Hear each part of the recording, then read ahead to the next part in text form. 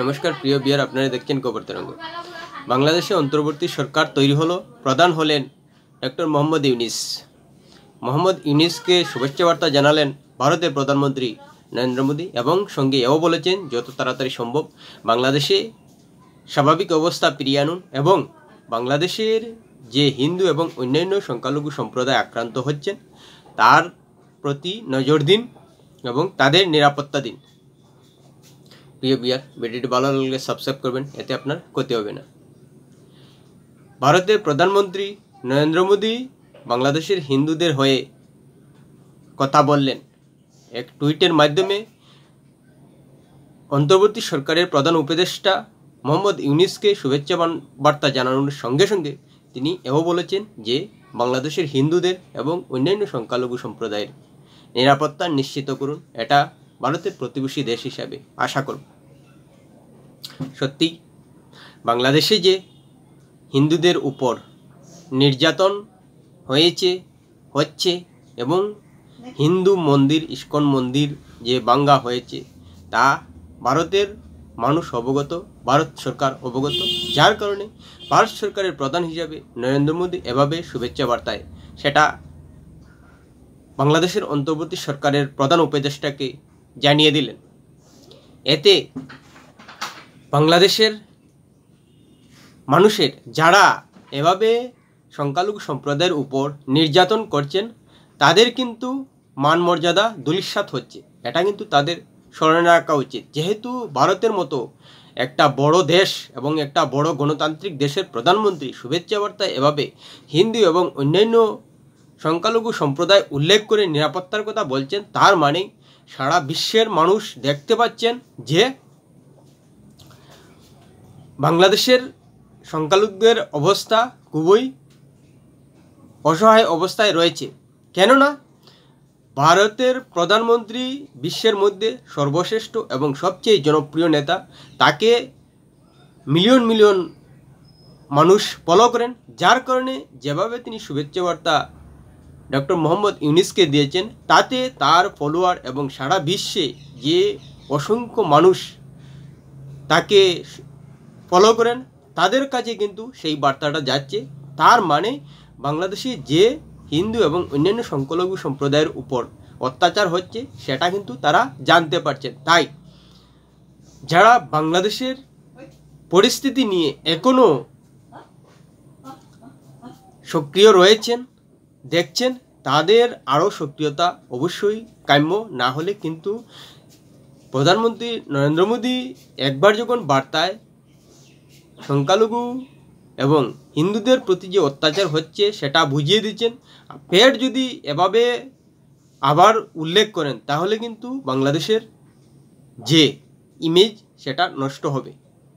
তাই আশা করব যারা এখনও অত্যাচারের মানসিকতা নিয়ে বাংলাদেশে অরাজক পরিস্থিতি সৃষ্টি করতে তৎপর রয়েছেন তারা নিজেদের বাঙালির যে একটা ইমেজ রয়েছে সেটা রক্ষা করবেন এবং তা থেকে বিরত হবেন। অন্যদিকে ভারত সরকারকে একটাই অনুরোধ করব হাত জোর করে, যে দেখতে পাচ্ছি যে জলপাইগুড়ি ভারত সীমান্তে হাজারের উপর বাংলাদেশি হিন্দু ভারতবর্ষে প্রবেশ করার জন্য চেষ্টা করেছিলেন, কিন্তু বিএসএফ তাদেরকে কড়া প্রহরায় রেখে ঢুকতে দেয়নি। কিন্তু অসহায় অবস্থার মধ্যে ঠেলে দিয়ে বাংলাদেশ কোনো অবস্থায় অমানবিক পরিচয় দিতে পারে না। বাংলাদেশের প্রধানমন্ত্রী শেখ হাসিনা মায়ানমারে যখন অসহায় অবস্থায় ছিল বাঙালি হিন্দু মুসলিম, তখন কিন্তু চট্টগ্রামে আশ্রয় দিয়েছিলেন। তাই ভারত সরকার একটা বৃহৎ এবং বিশ্বের সপ্তম বড় দেশ হিসেবে সেই দায় এড়াতে পারেন না।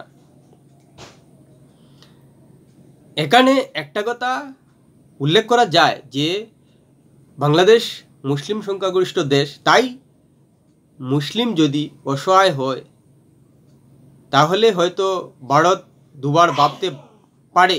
কেননা যদি মুসলিম দেশে তারা নিরাপদ না থাকতে পারে তাহলে সেটা তাদের আভ্যন্তরীণ বিষয়। কেন তারা থাকতে পারছে না সেটা অবশ্যই তাদের সরকারের তলিয়ে দেখা উচিত, সেটা ভারতের পক্ষ থেকে আবেদন করা উচিত বাংলাদেশ সরকারকে। কিন্তু যেহেতু ইসলামিক দেশে অন্যান্য সম্প্রদায় নির্যাতনের শিকার হন এবং তার জন্যই জলপাইগুড়ির সীমান্তে বাংলাদেশের হিন্দুরা আশ্রয় নিতে চেয়েছিলেন, তাই এটা নিয়ে সদর্থক এবং সহানুভূতি এবং মানবিক দিক দিয়ে ভারত সরকারের বিবেচনা করা উচিত। যেভাবে আফগানিস্তানে তালিবান সরকার আসার পর ভারত তৎপরতা দেখিয়ে সে দেশের এবং ভারতের অধিবাসীদের তৎপরতার সঙ্গে আশ্রয় দিয়েছিলেন, সেই বিবেচনাটা বাংলাদেশের সঙ্গেও করা উচিত। যেহেতু ইসলামিক দেশ এবং সেখানে অন্য সম্প্রদায়ের উপর নির্যাতন হয়, সেটা বিজেপি নেতা হিসেবে এবং নরেন্দ্র মোদী আরএসের সঙ্গে যুক্ত থাকার কারণে ভালো করেই জানেন। তাই বিজেপি সরকারের প্রধান হিসেবে আরও সদর্থক ভূমিকা নিয়ে সেই সংখ্যালঘু সম্প্রদায় যাতে যে ভরসায় ভারতের উপর এবং ভারতের সীমান্তে আসেন সেই ভরসাটা যেন অক্ষুণ্ণ থাকে। অন্যান্য সম্প্রদায় বিশেষ করে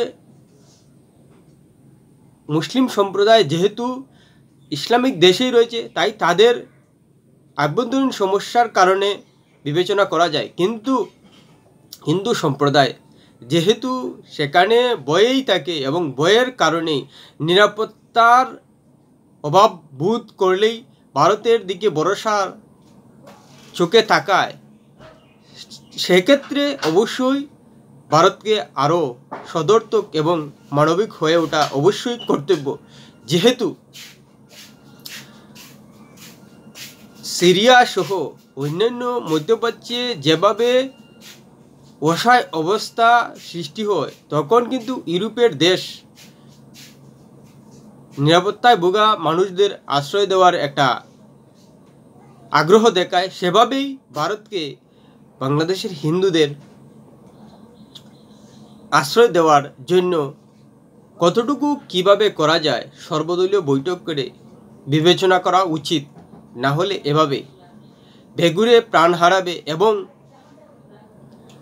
বিশ্বের দরবারে ভারতের যে ইমেজ সেটা কিন্তু ধাক্কা খাবে। কেননা বিশ্বের দরবারে একটা বার্তাই যাবে যে ভারত কোনো অবস্থায় মানবিক দৃষ্টিভঙ্গি দিয়ে